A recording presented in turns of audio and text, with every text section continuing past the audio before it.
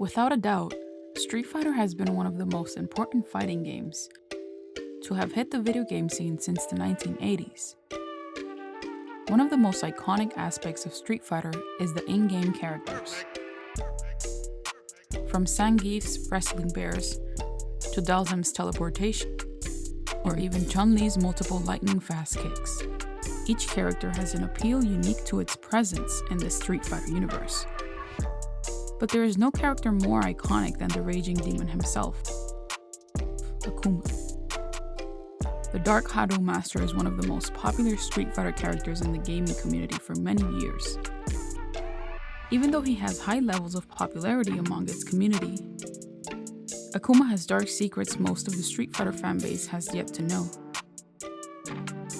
In today's episode, we will reveal Akuma's darkest secrets, and at the end we will give a bonus fact about the Dark Key Warrior, Akuma himself. Welcome to the Street Fighterverse.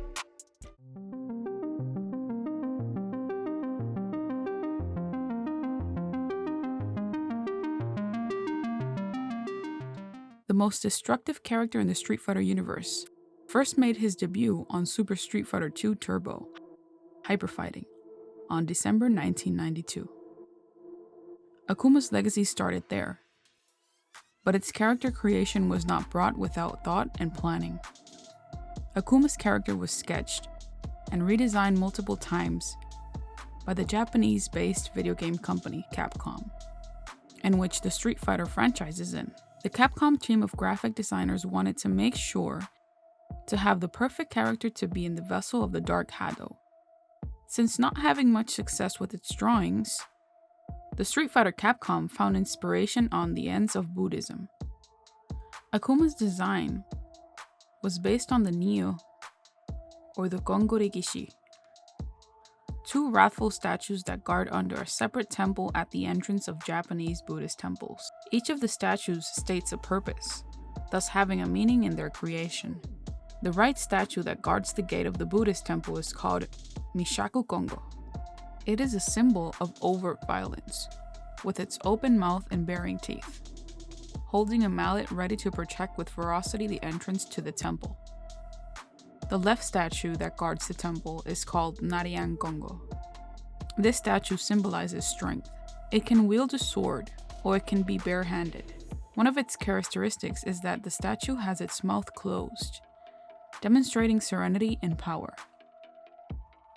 The new statue's fierce and threatening look was designed to ward off evil spirits and to keep the temple grounds free of demons and thieves. The irony of the Capcom creators. But nevertheless, we can appreciate the origins of the art and structure of the Street Fighter's Ultimate Fighter. Akuma's fierce looks are just as mean as the arsenal of fighting moves he has in his book. But there is no technique feared by the Street Fighter community, other than his legendary Shungokusatsu, also known as the Wrath of the Raging Demon. The Wrath of the Raging Demon is a very powerful technique taught in the assassination's arts, with any martial art developed with the intention of destroying an opponent.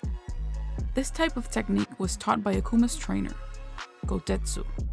This technique, when performed, while wielding the Dark Hado power, will be submerged in its killing intent, giving its opponent a series of deadly strikes in an instant.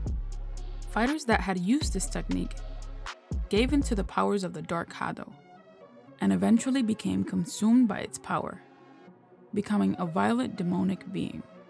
Like, for example, Oni, Akuma's evolution form when he becomes one of the Dark Hado. The only character who could resist this technique without giving in was Akuma's trainer Gotetsu. The interesting aspect of the Wrath of the Raging Demon is that its technique is based on karmic forces obtained from the Dark Hado. Its technique punishes its opponent on the merits of the sins and evil the opponent has marked in his soul.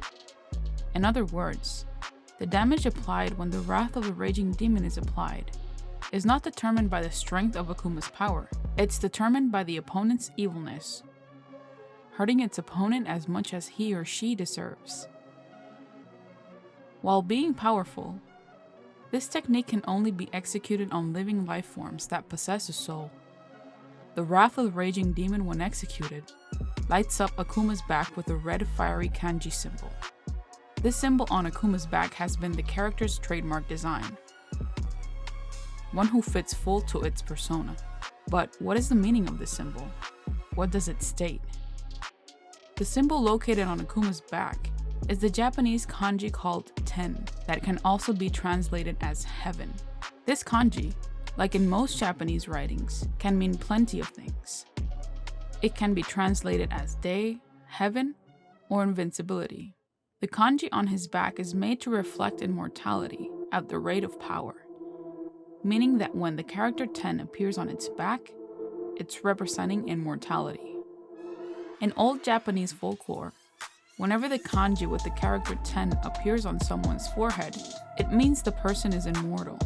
Thus Capcom, taking the idea of modifying it to fit the symbol on the back of Akuma's guy. Pretty interesting fact, considering that Akuma's style and behavior exceeds the capability of other characters in the Street Fighter universe.